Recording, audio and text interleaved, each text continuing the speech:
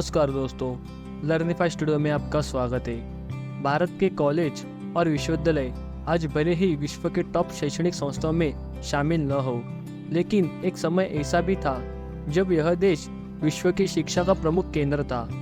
भारत में ही दुनिया का पहला आवासीय विश्वविद्यालय खुला था, जिसे हम नालंदा विश्वविद्यालय के नाम से जानते हैं। इस विश्वविद्यालय की स्थापना 450 ईसा पूर्व में हुई थी। नालंदा विश्वविद्यालय प्राचीन भारत में उच्च शिक्षा का सर्वाधिक महत्वपूर्ण और विख्यात केंद्र था। प्राचीन नालंदा विश्वविद्यालय की स्थापना गुप्त काल के दौरान 5वीं सदी में कुमारगुप्त प्रथम ने किया था। इतिहास के अनुसार सन 1193 में बख्तियार खिलजी के आक्रमण के बाद इसे नेस्तनाबूद कर दिया गया था। कहा जाता है कि आक्रमण के दौरान यहाँ पर आग लगा दी गई। उस समय नालंदा विश्वविद्यालय के पुस्तकालय में इतनी किताबें थी कि कई सप्ताह तक आग नहीं बुझ पाई। इस आक्रमण में यहाँ कार्य करने वाले कई धर्माचार्य और बौद्धिक भिक्षुओं को भी मार डाला गया था।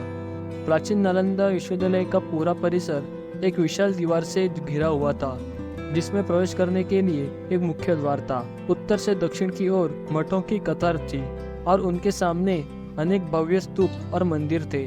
मंदिरों में बुद्ध भगवान की सुंदर मूर्तियां स्थापित थी, जो अब नष्ट हो चुकी है। नालंदा विश्वविद्यालय की दीवारों के अवशेष आज भी इतनी चौड़ी है कि इनके ऊपर ट्रक भी चलाया जा सकता है। पटना से 90 किलोमीटर और बिहार शरीफ से करीब 12 किलोमीटर दूर दक्षिण में आज भी इस विश्व प्रसिद्ध प्राचीन बौद्ध विश्वविद्यालय के खंडहर स्थित है। नालंदा विश्वविद्यालय स्थापत्य कला का एक अद्भुत नमूना है। आपको जानकर हैरानी होगी कि इस विश्वविद्यालय में 300 कमरे, 7 बड़े बड़े कक्ष और अध्ययन के लिए 9 मंजिला एक विशाल पुस्तकालय था, जिसमें एक समय 3 लाख से भी अधिक किताबें मौजूद होती थी। नालंदा को तक्षशिला के बाद दुनिया का सबसे प्राचीन विश्वविद्यालय माना जाता है। वही आवासीय परिसर के तौर पर यह पहला विश्वविद्यालय है। यह 800 साल तक अस्तित्व में रहा। इस विश्वविद्यालय में विद्यार्थियों का चयन मेरिट के आधार पर होता था और यहाँ छात्रों को निःशुल्क शिक्षा दी जाती थी। इसके साथ उनका रहना और खाना निःशुल्क होता था। इस विश्वविद्यालय में एक समय में 10,000 से ज्यादा विद्यार्थी शिक्षा ग्रहण करते थे और 2,700 से ज्यादा अध्यापक उन्हें शिक्षा देते थे। नालंदा में सिर्फ भारत ही नहीं बल्कि कोरिया, जापान, चीन, Tibet, Indonesia, Iran, Greece, Mongolia समेत कई दूसरे देशों के छात्र भी पढ़ाई के लिए आते थे। नालंदा की स्थापना 5वीं शताब्दी में गुप्त वंश के शासक सम्राट कुमारगुप्त ने की थी। इसे महान सम्राट हर्षवर्धन और पाल शासकों का भी संरक्षण मिला। नालंदा में खुदाई के दौरान ऐसी कई मुद्राएं भी मिली है, जिससे इस बात की भी पुष्टि होती है। विश्वविद्यालय की स्थापना का उद्देश्य ध्यान और अध्यात्म के लिए एक स्थान बनाने से था। ऐसा भी कहा जाता है कि गौतम बुद्ध ने कई बार यहाँ की यात्रा की और यहाँ पर ध्यान लगाया। इतिहास के अनुसार नालंदा विश्वविद्यालय में एक धर्मगुंज नाम की एक लाइब्रेरी थी। लाइब्रेरी के 9 मंजिला में 3 भाग थे, जिनके नाम रत्नरंजक, रत्नोदती और रत्नसागर थे।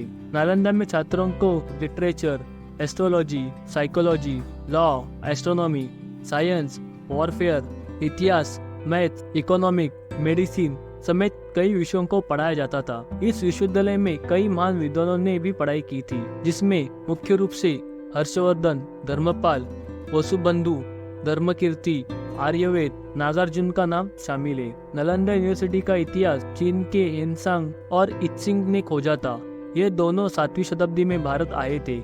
इन दोनों ने चीन लौटने के बाद नालंदा के बारे में विस्तार से लेख लिखा। इसे विश्व का सबसे बड़ा विश्वविद्यालय बताया। इस विश्वविद्यालय की एक खास बात यह थी कि यहाँ लोकतांत्रिक प्रणाली से सभी कार्य होता था। कोई भी फैसला सभी की सहमति से लिया जाता था। मतलब सन्यासियों के साथ टीचर्स और स्टूडेंट्स भी अपनी राय देते थे। खुदाई के दौरान यहाँ 1.5 लाख वर्ग फीट में नालंदा यूनिवर्सिटी के अवशेष मिले हैं। ऐसा माना जाता है कि यह सिर्फ यूनिवर्सिटी का 10% हिस्सा है।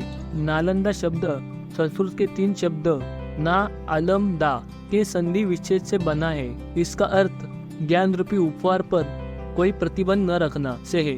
नालंदा की तर्ज पर नई नालंदा यूनिवर्सिटी बिहार के राजगीर में बनाई गई है। इसे 25 नवंबर 2010 को स्थापित किया गया।